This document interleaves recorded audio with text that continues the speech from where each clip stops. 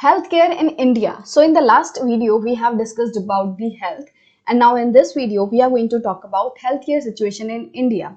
So हम लोग इस वीडियो में देखेंगे कि क्या इंडिया में पर्याप्त मात्रा में हॉस्पिटल्स हैं, क्या इंडिया में इनफ डॉक्टर्स हैं कि वो लोगों की देखरेख कर पाएं, क्या इंडिया में प्रॉपर टेक्नोलॉजी अवेलेबल है, क्या मेडिसिन अवेलेबल हैं। तो ये सभी चीजें हम देखने वाले हैं और ये भी देखेंगे साथ साथ कि शहरों में क्या सिचुएशन है, गाँव में क्या सिचुएशन है। तो उसका हम एक थोड़ा सा कंपेरिजन करेंगे इस टेबल के थ्रू। तो इस टेबल में दो कॉलम्स दिए हुए हैं और इसमें एक जो कॉलम है उसमें अलग तरह की सिचुएशन है और दूसरे कॉलम में अलग तरह की सिचुएशन दिखाई हुई है और दोनों ही जो सिचुएशन है वो अपने आप से बहुत अलग हैं एक दूसरे से। तो कैसे अलग हैं वो हम डिस्कस करते हैं। तो इंडिया में वर्ल्ड में सबसे ज्यादा जो मेडिकल कॉलेजेस हैं, तो इंडिया जो है वो टॉप नंबर पे आता है अगर मेडिकल कॉलेजेस के मामले में। और इंडिया में बहुत ज्यादा जो है हर साल डॉक्टर बनकर निकलते हैं, तो लगभग हर साल 30,000 नए डॉक्टर्स इंडिया से बनते हैं। वहीं अगर हम इस कॉलम की बात करें तो ज्यादातर जो डॉक्टर्स हैं वो अर्बन एरियाज में जाके सेटल हो जाते हैं, मतलब कि ज्यादा से ज्यादा जो डॉक्टर्स हैं वो हमें शहर वाले इलाके में देखने मिलेंगे।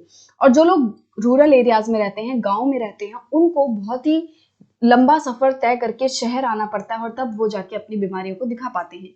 क्यों? क्योंकि रूरल एरियाज में तो डॉक्टर्स हैं ही नहीं, बहुत कम है, तो लोगों को मजबूरन शहर वाले इलाके में आना पड़ता है। And the number of doctors with respect to the population is much less in rural areas. तो रूरल एरियाज में पॉपुलेशन के हिसाब से जो नंबर ऑफ डॉक्टर्स है वो भी बहुत कम है। फॉर एग्जाम्पल कि मान लो शहरों में 100 लोगों के लिए आपको 10 डॉक्टर देखने मिलेंगे, ठीक है। वही गांव में क्या है कि 100 लोगों के लिए एक डॉक्टर देखने मिलेगा। तो देख रहे हो कि पॉपुलेशन के लिए कितने कम जो है वहां पे डॉक्टर्स हैं। तो इस तरीके से डॉक्टर्स की कमी है वहां पे रूरल एरियाज में। तो सेम प्रॉब्लम अर्बन एरियाज में लोगों को नहीं देखने मिलती। क्यों? क्योंकि वहां तो प्रॉपर जो भी डॉक्टर्स हैं वो वहीं पे हैं, अवेलेबल हैं लोगों के लिए। वहां पे जो शहरों में लोग रह रहे हैं उन्हें इतना लंबा लंबा सफर तय करके कहीं पे दिखाने नहीं जाना पड़ता, बट रूरल एरिया में जो लोग रह रहे हैं उन्हें ये काफी ज्यादा दिक्कत है। Then healthcare facilities have grown substantially over the years. तो अगर हम इंडिपेंडेंस के बाद की बात करें तो हमारे जो देश में हेल्थ केयर फैसिलिटीज है वो काफी ज्यादा बढ़ चुकी हैं।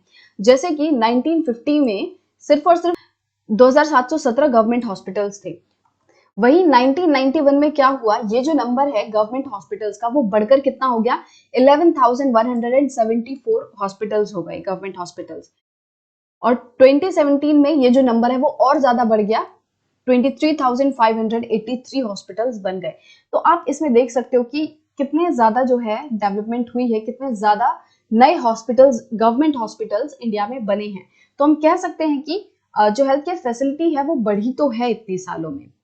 वही अब इस वाले सेक्शन में देखते हैं, about 5 lakh people die from tuberculosis every year. तो हर साल क्या होता है, लगभग 5 लाख लोग टीबी, जिसे कि ट्यूबरक्लोसिस कहते हैं, उसकी वजह से मरते हैं। और ये जो नंबर है वो इंडिपेंडेंस के बाद से लगभग सेम ही है। मतलब कि इंडिपेंडेंस के टाइम पे भी लगभग 5 लाख लोग जो हैं ट्यूबरक्लोसिस की वजह से मरते थे और लगभग 5 लाख लोग आज भी मर रहे हैं। बट अगर हम यहाँ पे फैसिलिटीज देखें कि भाई इतने सारे हॉस्पिटल्स बने हैं, हमारा जो देश है वो एक लार्ज नंबर में डॉक्टर्स को निकालता है, बहुत सारे जो डॉक्टर्स हैं वो यहाँ से बनते हैं इंडिया से, बहुत सारे जो मेडिकल फैसिलिटीज हैं, मेडिकल कॉलेजेस हैं वो इंडिया में हैं। इतनी सब फैसिलिटीज होने के बाद भी क्यों ये जो नंबर है वो कम नहीं हुआ? क्यों पहले भी लोग 5 लाख लोग लगभग ट्यूबरक्लोसिस से मरते थे और आज भी लगभग 5 लाख लोग ट्यूबरक्लोसिस से मर रहे हैं? ये नंबर तो कम हो जाना चाहिए था ना, कि भाई जैसे जैसे हेल्थ फैसिलिटीज बढ़ रही हैं वैसे वैसे बीमारियों की वजह से जो लोग मर रहे हैं वो कम हो जाना चाहिए थे, बट नहीं हो रहे। तो यही तो प्रॉब्लम है। तो यही तो है जो हमारी हेल्थ केयर सिचुएशन है इंडिया की। Almost 2 million cases of malaria are reported every year and this number isn't decreasing. तो वहीं मलेरिया की भी बात करें तो लगभग 2 मिलियन, मतलब कि 20 लाख जो केसेस हैं हर साल मलेरिया के आते हैं और ये नंबर भी कम नहीं हो रहा है। तो क्या कारण है जो नंबर कम नहीं हो रहा? हमारे पास हेल्थ फैसिलिटीज हैं, डॉक्टर्स हैं, टेक्नोलॉजी है, सब कुछ है, बट फिर भी ये जो लोग हैं वो क्यों इतने ज्यादा मर रहे हैं बीमारी की वजह से? क्यों ये जो डेथ के नंबर है वो कम नहीं हो रहे? India gets a large number of medical tourist. तो मेडिकल टूरिस्ट क्या होते हैं कि जब किसी दूसरे देश से हमारे देश में दिखाने के लिए, अपने अपने आप को इलाज करवाने के लिए जब कोई आता है तो उसको हम मेडिकल टूरिस्ट कहते हैं। कि भाई जैसे कोई देखने के लिए कहीं पे जाता है, कहीं घूमने के लिए जाते हैं, तो वो अलग तरीके का टूरिज्म हो गया। इसी तरीके से दूसरे देशों में लोग अलग अलग कारणों से आते हैं, कि दूसरे देशों से हमारे देश में कोई पढ़ने के लिए आता है, कोई इलाज करवाने के लिए आता है, कोई जॉब करने के लिए आता है। तो इस तरीके से अलग अलग रीजंस होते हैं जब दूसरे देश से हमारे देश में लोग आते हैं, और इसी तरीके से हमारे देश से भी बहुत सारे लोग दूसरे देश में जाते हैं। तो इंडिया में बहुत ही ज्यादा नंबर से मेडिकल टूरिस्ट आते हैं, बहुत सारे लोग आते हैं दूसरे देशों से अपने आप को दिखाने के लिए, अपना इलाज करवाने के लिए। और ये जो लोग हैं ये इंडिया के कुछ बेस्ट हॉस्पिटल्स में आते हैं, मतलब कि वो उन जगहों पे जाके दिखाते हैं जो कि इंटरनेशनल लेवल की हैं, वो हॉस्पिटल्स जो कि इंटरनेशनल स्टैंडर्ड्स को मैच करते हैं, काफी अच्छी फैसिलिटीज हैं।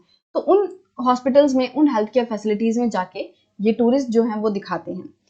We are not able to provide clean drinking water to all. वहीं हम अपने देश में बात करें तो हम अपने देश की जनता को प्रॉपर क्लीन ड्रिंकिंग वाटर जो है, साफ पीने का पानी अभी तक प्रोवाइड नहीं करा पा रहे हैं। हमारे देश में अभी भी बहुत सारे ऐसे लोग हैं, जैसे कि मैंने आपको पिछले उसमें बताया था वीडियो में। और जैसे कि देखो यहाँ पे लोगों को कितनी कितनी दूर से पानी खींच के लाना पड़ता है, और जरूरी नहीं है वो जो पानी ला रहे हैं वो साफ ही हो। तो बहुत सारे लोगों को पानी की आज भी दिक्कत है, और पीने का पानी जो है वो आज भी हम साफ पानी प्रोवाइड नहीं करा पा रहे। और जितनी भी कम्युनिकेबल डिजीज होती हैं उसमें से लगभग 21% डिजीजेस ऐसी होती हैं जो कि पानी की वजह से फैलती हैं। तो कम्युनिकेबल डिजीजेस कौन सी होती हैं? जो कि एक इंसान से दूसरे इंसान में फैलती हैं, चाहे पानी की वजह से, एयर की वजह से, छूने की वजह से। कभी कभी छूने से भी जो बीमारियां हैं वो फैल जाती हैं एयर के थ्रू। तो जैसे कि ये कोरोना है, ये आराम से एयर के थ्रू जो है वो फैल रहा है लोगों में। तो इस तरीके से जो जितने भी कम्युनिकेबल डिजीजेस हैं उनमें से 21% ऐसे डिजीजेस हैं जो कि पानी की वजह से फैलती हैं, जैसे कि डायरिया, वॉर्म, हेपेटाइटिस। तो ये कुछ बीमारियां हैं जो कि पानी की वजह से फैलती हैं, मतलब कि गंदा पानी अगर आप पियोगे तो आपको ये जो बीमारियां हैं वो होने का डर रहता है। तो इसीलिए जरूरी है कि हम लोग साफ सुथरा पानी पिएं। India is the third largest producer of medicine in the world. तो इंडिया जो है वो वर्ल्ड में थर्ड नंबर पे आता है मेडिसिन प्रोड्यूस करने के मामले में, कि पूरे दुनिया में जितने भी देश मेडिसिन बनाते हैं, दवाइयां बनाते हैं, उनमें थर्ड नंबर पे इंडिया आता है। तो मतलब कि काफी ज्यादा मात्रा में इंडिया जो है वो मेडिसिन प्रोवाइड कर रहा है, बना रहा है, और वो दूसरे देशों में एक्सपोर्ट भी करता है, भेजता भी है। फिर यहाँ पे देखें तो half of all children in India do not get adequate food to eat and are under nourished. तो इंडिया में लगभग आधे बच्चे ऐसे हैं, मतलब जितने भी बच्चे हैं उनमें से 50% बच्चे ऐसे हैं जिन्हें की प्रॉपर खाना नहीं मिल रहा है, साफ सुथरा खाना नहीं मिल रहा, एडुकेट खाना नहीं मिल रहा, कि अगर उन्हें 2 रोटी की भूख है तो उन्हें सिर्फ और सिर्फ मुश्किल से आधी रोटी, 1 रोटी मिल पा रही है। तो इस तरीके से अच्छा खाना नहीं मिल रहा, प्रॉपर खाना, इनफ खाना नहीं मिल रहा है, और वो लोग अंडर नरिश्ड है। अंडर नरिश्ड मतलब कि उनमें न्यूट्रिशंस की कमी है, प्रॉपर जो भी प्रोटीन्स, विटामिन्स, न्यूट्रिएंट्स उनमें जाने चाहिए थे वो नहीं जा पा रहे। क्यों? क्योंकि वो बहुत ही कम खाना खा रहे हैं। तो ये दोनों जो हमने कॉलम्स थे वो पढ़े, और उसमें हमने सिचुएशंस देखी कि किस तरीके से एक तरफ इंडिया की जो है इतनी अच्छी छवि दिख रही है कि इंडिया इतना डेवलप कर रहा है, इतने सारे हॉस्पिटल्स हैं, इतने सारे डॉक्टर्स हैं, इतनी मेडिसिन प्रोवाइड करा रहा है, इतने सारे मेडिकल टूरिस्ट भी आ रहे हैं। बट वहीं अगर हम इस वाले कॉलम की बात करें तो यहाँ पे हमें इंडिया की एकदम अपोजिट छवि देखने मिलती है, कि इंडिया में लोग आज भी भूखे हैं, इंडिया में आज भी लोग बीमारियों की वजह से मर रहे हैं। कि 50 साल 70 साल पहले जिन बीमारियों से लोग 5 लाख लोग मरते थे, आज भी ये जो नंबर है वो कम नहीं हुआ है, आज भी उतने ही मर रहे हैं। रूरल एरियाज में जो लोग रह रहे हैं उन्हें बहुत ही ज्यादा स्ट्रगल करना पड़ता है अपने आप को दिखाने के लिए, अपना इलाज करवाने के लिए, उन्हें शहरों में जाना पड़ता है, right. So in order to prevent and treat illness we need appropriate health care facilities. तो अपने आप को दिखाने के लिए, अपना इलाज करवाने के लिए हमें प्रॉपर हेल्थ केयर फैसिलिटीज की जरूरत होती है, जैसे कि हेल्थ सेंटर हो गए, हॉस्पिटल्स, लैबोरेटरीज की जिनमें ब्लड टेस्ट वगैरह होते हैं, वैसी लैबोरेटरीज भी चाहिए। कि बीमारी का पता कैसे चलेगा? कि जब ब्लड टेस्ट होता है, यूरिन टेस्ट होता है, तो बहुत सारे अलग अलग टेस्ट होते हैं, तो उन टेस्ट के लिए लैबोरेटरीज भी चाहिए। एम्बुलेंस सर्विसेज भी चाहिए, कि भाई मरीज को हॉस्पिटल से घर, घर से हॉस्पिटल तो पहुंचाने के लिए एम्बुलेंसेज भी चाहिए, ब्लड बैंक्स चाहिए। तो इस तरीके से बहुत सारी फैसिलिटीज होती हैं जो कि हमें चाहिए ताकि हम अपना इलाज करवा पाए।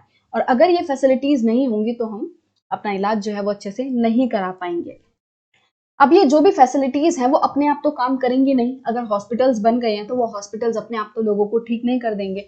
तो हॉस्पिटल्स में काम करने वाले लोग भी चाहिए, हॉस्पिटल्स में हमें हेल्थ वर्कर्स चाहिए, नर्सेस चाहिए, क्वालिफाइड डॉक्टर्स चाहिए, कि वो लोगों की देखरेख कर सकें, उन्हें दवाइयां बता सकें, उनका ट्रीटमेंट कर सकें। और हेल्थ प्रोफेशनल्स चाहिए ताकि वो लोगों को एडवाइस कर सके कि भाई उन्हें किस तरीके का खाना खाना चाहिए, किन चीज़ों को उन्हें परहेज करना चाहिए, किन चीज़ों से उन्हें दूर रहना चाहिए। उनका डायग्नोस कैसे होगा, बीमारियों को ठीक करने के लिए, इलनेस को ट्रीट करने के लिए हमें क्वालिफाइड प्रोफेशनल्स और हेल्थ केयर वर्कर्स चाहिए हैं। और ये जो डॉक्टर्स हैं, ये जो हेल्थ केयर प्रोफेशनल्स हैं, ये भी अपने आप तो काम करेंगे नहीं, इनको भी काम करने के लिए बहुत सारे इक्विपमेंट्स चाहिए, मेडिसिन चाहिए कि भाई वो रिकमेंड तो कर देंगे कि आपको ये दवाई लेनी है, बट वो दवाई आएगी कहाँ से? तो वो जो दवाइयां हैं वो भी हमारे देश में अवेलेबल होनी चाहिए ताकि लोगों को जो है अपनी बीमारी को ठीक कराने में आसानी हो।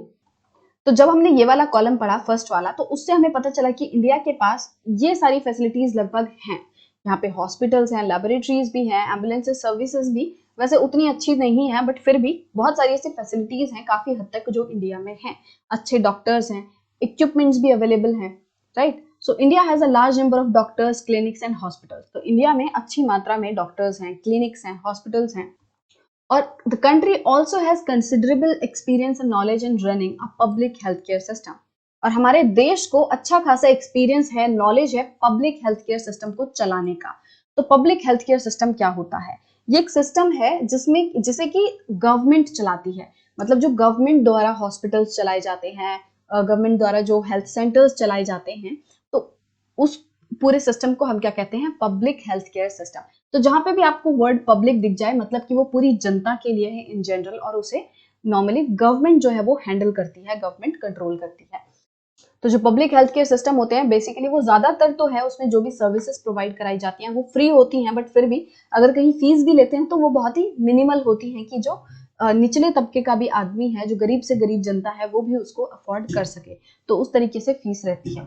So this is a system of hospitals and health centers run by the government। तो वो पब्लिक हेल्थ केयर सिस्टम के बारे में बताया गया है कि ये एक सिस्टम है हॉस्पिटल्स का जो कि गवर्नमेंट चलाती है। तो ये जो पब्लिक हेल्थ केयर सिस्टम्स हैं ये बहुत ही बड़ी जनता को सर्व करते हैं। मतलब कि बहुत सारे लोग हैं इनमें दिखाने आते हैं। लगभग हजारों जो विलेजेस हैं उनमें गवर्नमेंट के जो हेल्थ केयर सेंटर्स हैं, हेल्थ जो गवर्नमेंट हॉस्पिटल्स हैं वो हमें देखने मिलते हैं। तो हर एक छोटी से छोटी विलेजेस में भी हमें कोई ना कोई गवर्नमेंट का हेल्थ सेंटर देखने मिलता है। तो इतनी सारे जो हैं अगर हेल्थ सेंटर हैं तो उसमें जाहिर सी बात है लोग भी दिखाने जाएंगे। बहुत सारे लोगों को ये जो गवर्नमेंट का हेल्थ सेंटर है वो सर्व करता है, बहुत सारे लोगों को इलाज प्रोवाइड कराता है। बट अभी पब्लिक हेल्थ केयर सिस्टम के बारे में हम और डिटेल में कुछ नेक्स्ट वीडियोज में जानेंगे, और डिटेल में कि भाई पब्लिक हेल्थ केयर सिस्टम क्या है और प्राइवेट हेल्थ केयर सिस्टम क्या है, और ये दोनों एक दूसरे से अलग कैसे हैं, क्या क्या प्रॉब्लम्स हैं हेल्थ केयर सिस्टम की, पब्लिक हेल्थ केयर की। तो ये सब चीजें हम कुछ आने वाली वीडियोस में देखेंगे। अब इन सभी के साथ साथ हमारे देश में काफी ज्यादा मेडिकल साइंस में भी डेवलपमेंट हुई है कि मेडिकल साइंस में जो अलग अलग टेक्नोलॉजीज होती हैं मेडिकल के फील्ड में, जो लोगों के इलाज के लिए बहुत ज्यादा जरूरी हैं, वो हमारे देश में काफी ज्यादा बढ़ चुकी हैं। और नए नए तरीके जो हैं, ट्रीटमेंट प्रोसीजर्स हैं, वो भी बन चुके हैं, वो भी अवेलेबल हो चुके हैं। तो जैसे कि अभी आपने कोरोना के टाइम पे भी देखा कि भाई नई नई वैक्सीन आ गई, इस तरीके से पीपी किट्स वगैरह बनने लगी। तो जो मेडिकल साइंस है वो भी बहुत ज्यादा डेवलप कर रही है, बहुत सारे टेक्नोलॉजीज, इक्विपमेंट्स, मशीन्स वो हैं हमारे पास अवेलेबल हैं।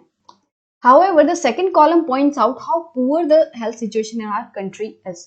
तो ये जो जितनी भी अच्छी अच्छी बातें थी ये अभी तक हमने सिर्फ फर्स्ट कॉलम की बात की कि भाई बड़े अच्छे हॉस्पिटल्स हैं हमारे यहाँ, बड़ी ही जो है बहुत सारे डॉक्टर्स हैं, बहुत सारी टेक्नोलॉजी भी हमारे पास अवेलेबल है। बट वहीं हम अगर सेकंड कॉलम की बात करें तो उससे हमें देखने मिलता है कि सिचुएशन कितनी ज्यादा अपोजिट है। हमारे देश में कितनी ज्यादा बुरी हालत है हेल्थ सिचुएशन की, हेल्थ केयर फैसिलिटी एकदम खस्ता है। सेकंड वाले कॉलम को पढ़ के तो यही लगता है, right. So with all the above positive developments we are not able to provide proper health care facilities to people. मतलब कि ये सब कुछ अच्छा अच्छा होने के बावजूद भी इतने सारे हॉस्पिटल्स, प्रॉपर जो है हेल्थ सेंटर्स हैं, डॉक्टर्स हैं, मशीनरीज हैं, टेक्नोलॉजीज हैं, ट्रीटमेंट प्रोसीजर्स हैं, इन सब के बावजूद भी हम अपने लोगों को एक प्रॉपर हेल्थ केयर फैसिलिटी नहीं प्रोवाइड करा रहे हैं। हम लोग अपने लोगों को प्रॉपर खाना नहीं प्रोवाइड करा पा रहे, प्रॉपर क्लीन ड्रिंकिंग वाटर नहीं प्रोवाइड करा पा रहे। तो बहुत ही ज्यादा दिक्कत है इंडिया में, हेल्थ केयर फैसिलिटीज की जो है हालत खस्ता हो रखी है। This is the paradox. तो ये जो है वो पैराडॉक्स है। पैराडॉक्स का मतलब क्या होता है कि एक तरीके से जो चीजें हमें नॉर्मली लगती हैं, जो चीजें हम नॉर्मली एक्सपेक्ट करते हैं उसका एकदम अपोजिट हो जाना, राइट। तो वो है पैराडॉक्स। कि आप देखोगे पैराडॉक्स क्यों बोल रहे हैं इसको, क्योंकि देखो हम जब राइट वाला कॉलम, ये वाला फर्स्ट वाला कॉलम जब हम पढ़ते हैं लेफ्ट साइड वाला, तो वो पढ़ के हमें ये लगता है कि ठीक है, इंडिया में सिचुएशन काफी अच्छी है भैया, हॉस्पिटल्स हैं, जो पब्लिक हेल्थ केयर सिस्टम है वो भी है, लगभग हर गांव में हमें हेल्थ केयर सिस्टम्स देखने मिलेंगे, गवर्नमेंट हॉस्पिटल्स देखने मिलेंगे। बट ये सब सोच के तो हमें ऐसा लगता है कि इसका मतलब लोगों की जो सिचुएशन है वो काफी अच्छी होनी चाहिए, लोगों को अपने इलाज कराने में कोई दिक्कत ही नहीं होनी चाहिए, इतने सारे डॉक्टर्स, इतनी सारी टेक्नोलॉजी है, मतलब लोगों को तो कोई दिक्कत होती ही नहीं होगी अपना इलाज करवाने में, लोगों को प्रॉपर खाना मिल रहा होगा, लोगों को प्रॉपर ड्रिंकिंग वाटर मिल रहा होगा। तो ये सब सुनने में तो ऐसा ही लगता है ना। बट जब हम इस वाले कॉलम को पढ़ते हैं तब हमें पता चलता है कि भाई सिचुएशन तो एकदम अपोजिट है। एक्सपेक्ट हम कुछ कर रहे थे, एक्सपेक्ट हम ये कर रहे थे कि हमारे लोगों की जो हेल्थ केयर सिस्टम है वो अच्छा होगा, बट उसका अपोजिट है। दैट्स वाई यहाँ पे लिखा हुआ है कि ये पैराडॉक्स है कि लोगों को अच्छी हेल्थ केयर फैसिलिटीज नहीं प्रोवाइड की जा रही हैं, जबकि हमारे पास इंफ्रास्ट्रक्चर है ऐसा कि प्रोवाइड कर सकते हैं। So our country has the money, knowledge and people with experience. हमारे देश में पैसा भी है, ऐसा नहीं है कि भाई लोगों के पास बिल्कुल ही पैसा नहीं है, पैसा भी है, नॉलेज है, अच्छा खासा एजुकेशन सिस्टम है, इतने सारे डॉक्टर्स बन के निकल रहे हैं, तो नॉलेज भी है, एक्सपीरियंस भी है कि भाई पब्लिक हेल्थ केयर सिस्टम को कैसे चलाना है। तो बहुत सारे जो नर्सेज हैं, हेल्थ केयर वर्कर्स हैं, सब कुछ है, एक्सपीरियंस है, नॉलेज है, मनी है। बट फिर भी जो नेसेसरी हेल्थ केयर अपने लोगों को हमें प्रोवाइड कराना था वो हम प्रोवाइड कराने में असमर्थ हैं, हम वो प्रोवाइड कराने में फेल हो रहे हैं। अब नेक्स्ट वीडियोस में हम ये देखेंगे कि क्या कारण है कि भाई हमारे पास सब कुछ होने के बावजूद भी हम अपने लोगों को प्रॉपर हेल्थ केयर फैसिलिटीज नहीं प्रोवाइड करा पा रहे। What are the reasons we are failing. तो नेक्स्ट वीडियो में हम कुछ स्टोरीज पढ़ेंगे हकीम शेख की, और फिर यहाँ पे किस तरीके से एक और स्टोरी है अमन रंजन की, तो वो हम डिस्कस करेंगे। फिर हम आगे और बढ़ेंगे, जानेंगे कि क्या कारण है इंडिया में जो इतना सब कुछ होने के बावजूद भी हम पीछे हैं, राइट।